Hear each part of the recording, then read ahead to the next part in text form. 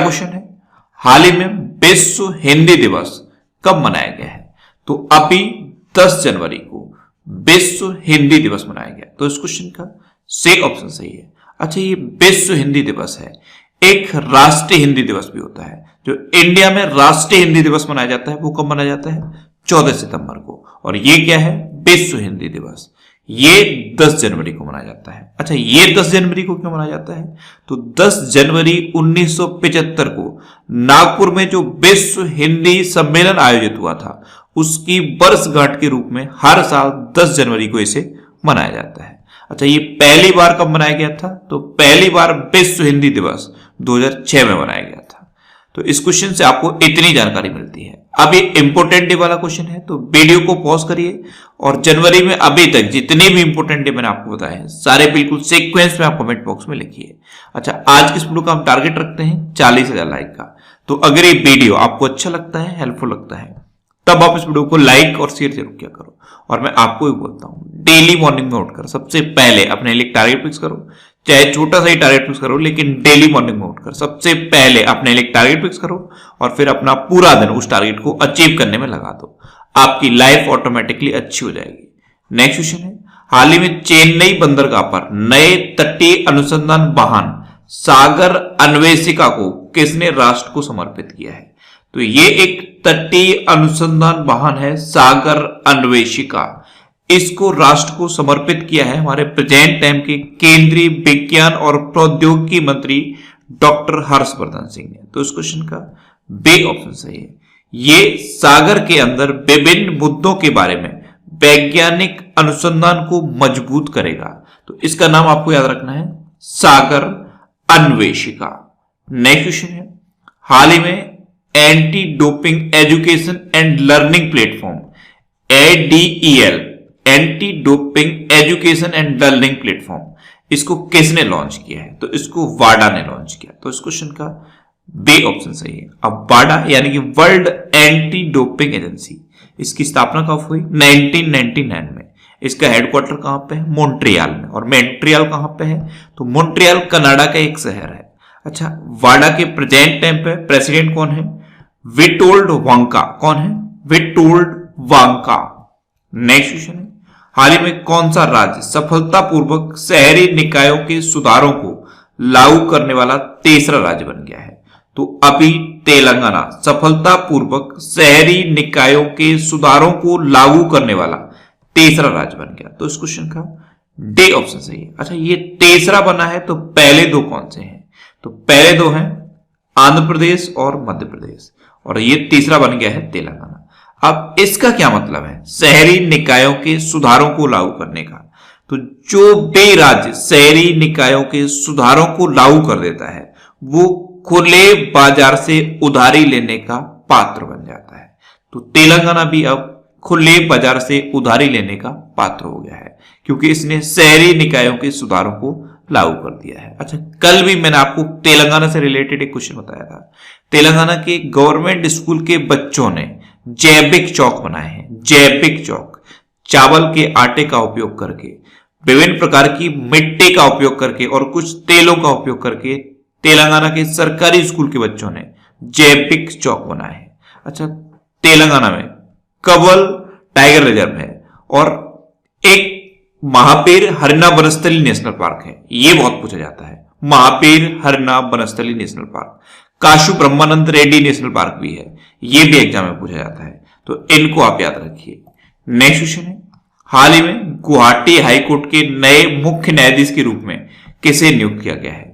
तो अभी गुवाहाटी हाईकोर्ट के नए मुख्य न्यायाधीश के रूप में सुधांशु धूलिया को अपॉइंट किया गया। तो इस क्वेश्चन का बी ऑप्शन सही है।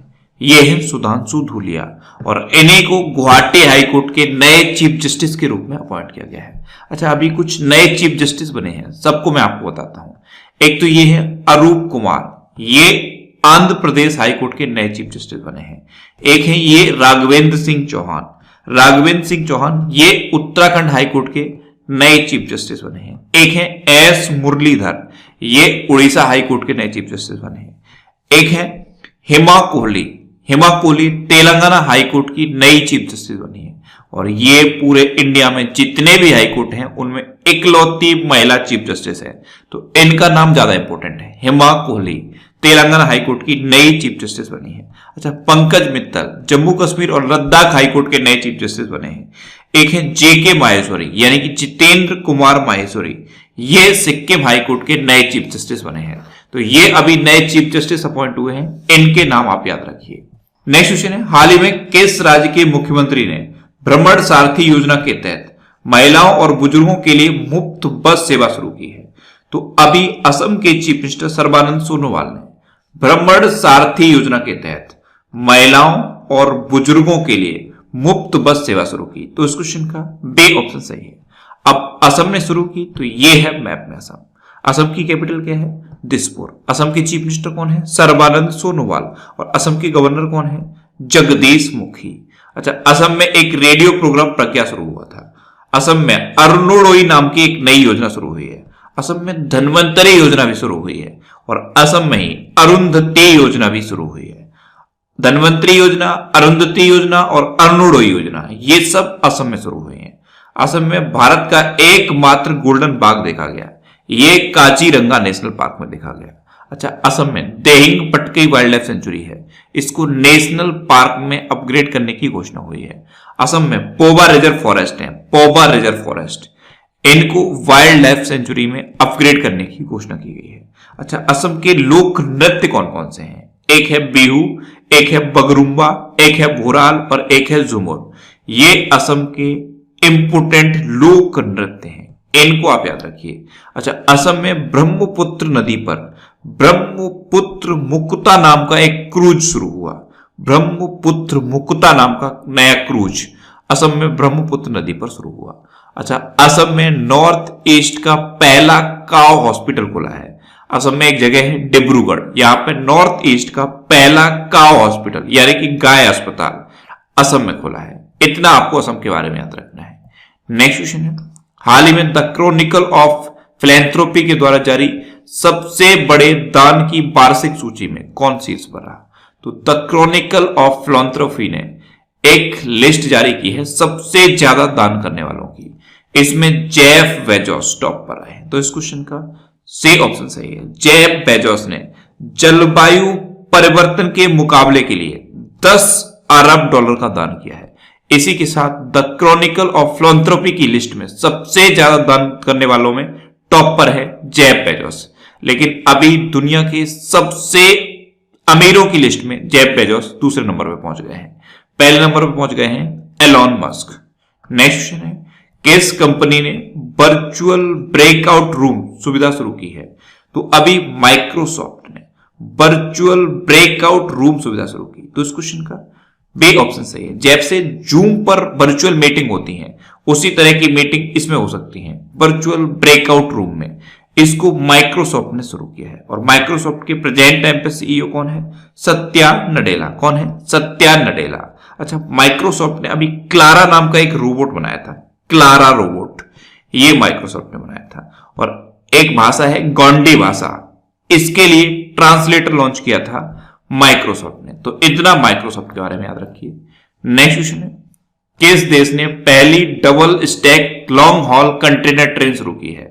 तो अभी अपने देश भारत ने पहली double stack long haul container train शुरू की। तो इस क्वेश्चन का सी ऑप्शन सही है। यह है पहली double stack long haul container train. इसको प्रधानमंत्री नरेंद्र मोदी ने हरी झंडी दिखाकर शुरू किया है और इसकी लंबाई कितनी है? 1.5 किलोमीटर। कितना? 1.5 किलोमीटर। ये हरियाणा के न्यू अटेली से राजस्थान के किशनगंज तक चलेगी।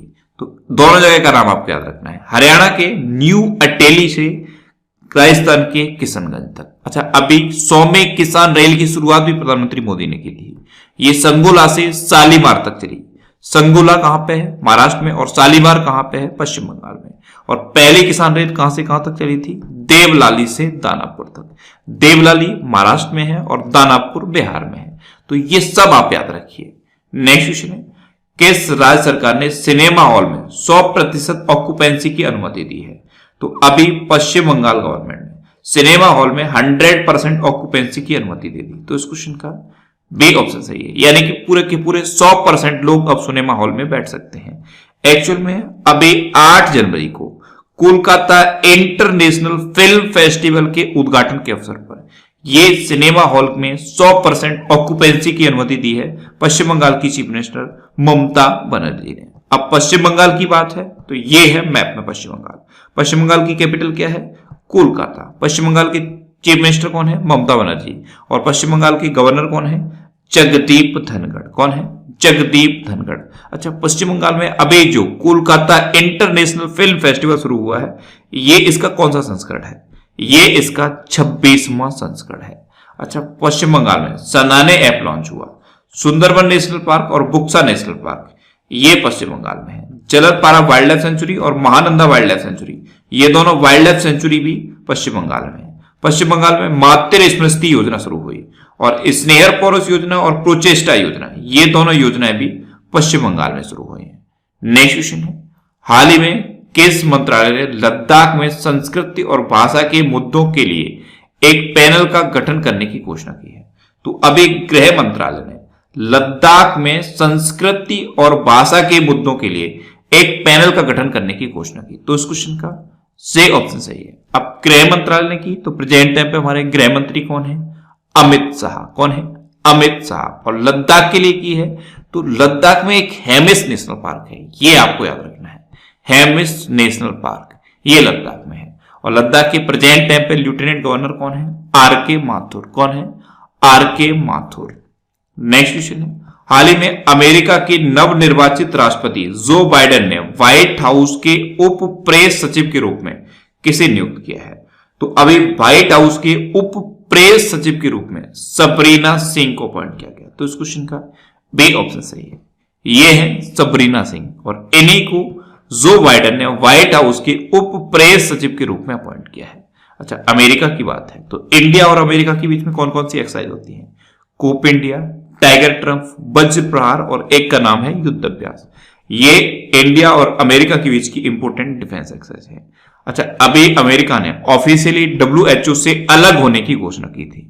अमेरिका ने ओपन स्काई ट्रीटी को भी छोड़ दिया है और जो पाकिस्तान इंटरनेशनल एयरलाइंस है उसकी उड़ानों पर भी प्रतिबंध लगा दिया है अमेरिका ने। नेक्स्ट क्वेश्चन है, हाल ही में विदेश मंत्रालय द्वारा जारी रिपोर्ट के अनुसार कितने देशों में 1.34 करोड़ NRI हैं? तो अभी विदेश मंत्रालय ने एक रिपोर्ट जारी की है और इसके अकॉर्डिंग 210 देशों में 1.34 करोड़ NRI हैं। NRI यानी कि नॉन रिलायबल इंडियन। तो इस क्वेश्चन का सी ऑप्शन सही है। दुनिया भर के 210 देशों में 1.34 करोड़ NRI हैं।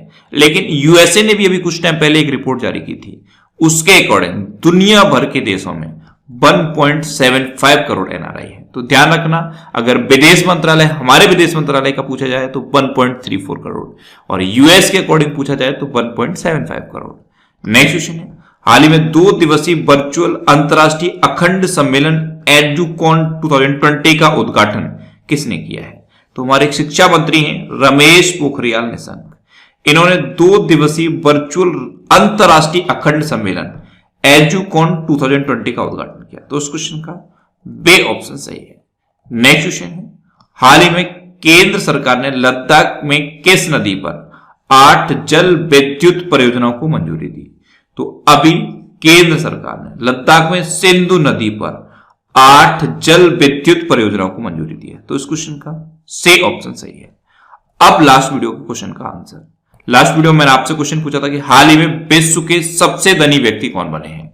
तो अभी एलॉन मस्क विश्व के सबसे है। हाल ही में किस देश ने फतेह-1 रॉकेट सिस्टम का सफलतापूर्वक परीक्षण किया है? 4 ऑप्शन दिए गए हैं, इनमें से आपको अपना आंसर बताना है।